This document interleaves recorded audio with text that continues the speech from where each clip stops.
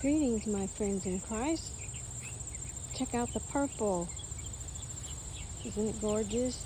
And here's a rich purple too. And purple is part of our message today.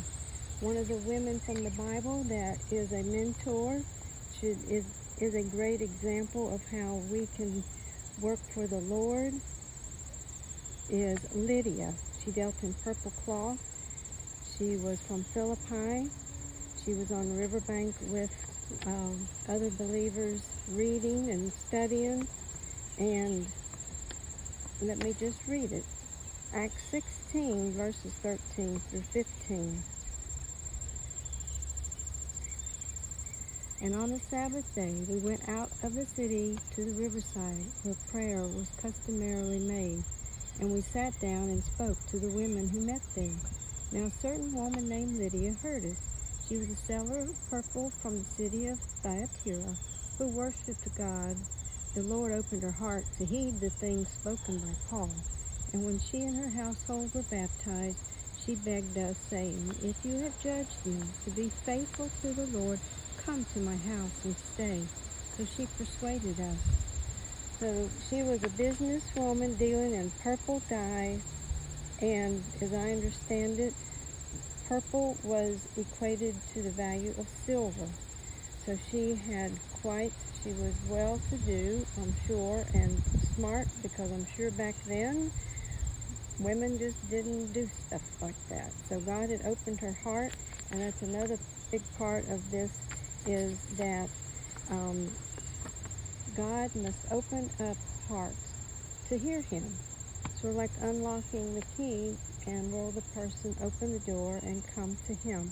From John 6:44, we learn, "No one can come to me unless the Father who sent me just draws him."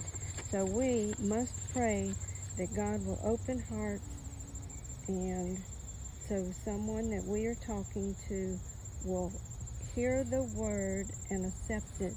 So when you are in your studies or walking in a mall or shopping or whatever, pray that someone will have their heart open to hear his word. And especially if you're speaking to them, pray silently that God will open up their heart to hear what you are saying. So Lydia was a great example out of the Bible of someone that believed in God, and the right people came to her, and she was willing. God listened and opened up her heart, and her whole family was baptized. And I'm sure to be baptized, to have her whole family baptized was quite something. And as I understand it, the Church of Philippi was started from her.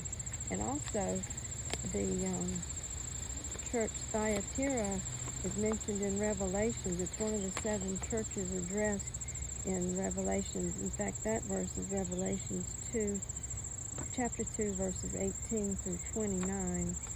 So that was quite a connection there with a woman, businesswoman, dealing in something very expensive. She believed in God. The right people were sent, and her heart was opened up completely to God, and she understood Paul's message, and started the Church of Philippi.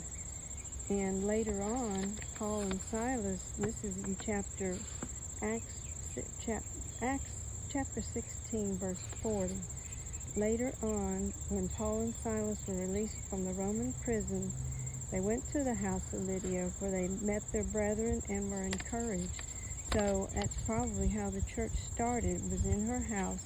She was hospitable. She probably opened up to feed people that needed it, and she probably led many people to God. It doesn't say, but we can be assured that if God had a hand in it, it was pretty amazing and miraculous, and that's how God's church grew. There is a IBLESEO is a great place to study, especially this verse. Amen.